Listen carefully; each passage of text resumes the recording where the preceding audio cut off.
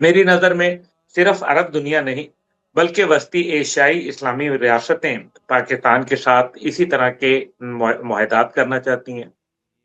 اس سے ہمارا معاشی استحکام بھی بڑھ رہا ہے۔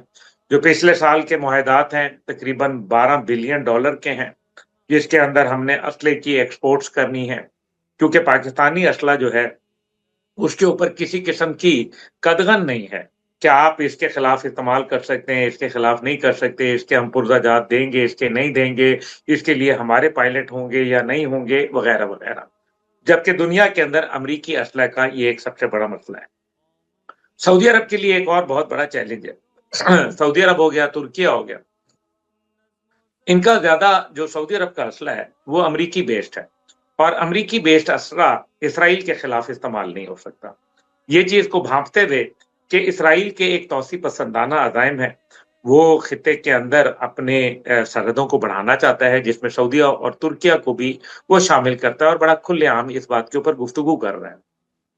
اسی وجہ سے اب سعودی عرب نے یہ فیصلہ کر لیا کہ پاکستان کے ساتھ وہ ایک ایسا معاہدہ کریں، کیونکہ اصلی خطرہ ان کو ایران سے نہیں بلکہ اصلی خطرہ اسرائیل سے ہے۔ یہی وجہ ہے کہ ترکیہ نے بھی اس کے اوپر شامل کیا۔ ایک طرف ترکیہ کے ڈیفینس انڈسٹری ہے تو دوسری طرف پاکستان کی ایک بہترین فوج جس کی مثالیں دنیا دیتی ہے۔ تیسری جانب جو ہے وہ عرب دنیا کا جو معاشی استحکام، اگر اس سب کو اکٹھا کر لیا جائے تو یہ ایک بہت بڑا میرے خیال میں مضبوط قلعہ بن جاتا ہے۔ اور اب یہ شاید وقت کا تقاضا ہے۔ غزہ کے بعد دنیا نے دیکھ لیا کہ حالات کیا ہیں، اور خاص طور پہ ایران جنگ کے بعد پتہ چل گیا کہ امریکہ کے 27 اڈوں میں 17 ختم ہو چکے، تباہ و برباد ہو چکے، اور امریکہ جو ان کو دفاعی چھتری فراہم کرنے آیا تھا وہ اپنے آپ کا دفاع خود نہ کر پایا۔ اسی بات نے تمام رازوں کو جو ہے وہ افشاں کر کے رکھ دیا، اور امریکہ پہ سے اعتبار اٹھ گیا۔ اب دنیا کے اندر ایک نیا ورلڈ آرڈر قائم ہو رہا ہے۔ اس ورلڈ آرڈر کے اندر پاکستان کا ایک بہت بڑا کردار ہے، صرف دفاعی کردار بھی، اس کے اندر اسٹریٹجک کردار بھی، اور اس کے اندر ایک معاشی کردار بھی بن رہا ہے، کیونکہ عالم اسلام کی واحد نیوکلیئر پاور پاکستان ہے۔ یہی وجہ ہے کہ اس معاہدے کے اندر جو کہ ابھی ہم نے دیکھا سعودی عرب میں، اس کے اندر آپ نے سب لوگوں کو دیکھا ہوگا کہ کس طریقے سے وہ وہاں پہ تمام لیڈرشپ کھڑی تھی، لیکن وردی والا ایک ہی کھڑا تھا، اور وہ ہمارے فیلڈ مارشل آصم منیر صاحب تھے۔ تو کیا ترکیہ کے وردی والے وہاں کیوں نہیں تھے؟ سعودی عرب کے وردی والے کیوں نہیں تھے؟ اس کا مطلب وضاحت سے یہ نظر آ رہا ہے کہ پاکستان اس سارے معاملے کو لیڈ کر رہا ہے۔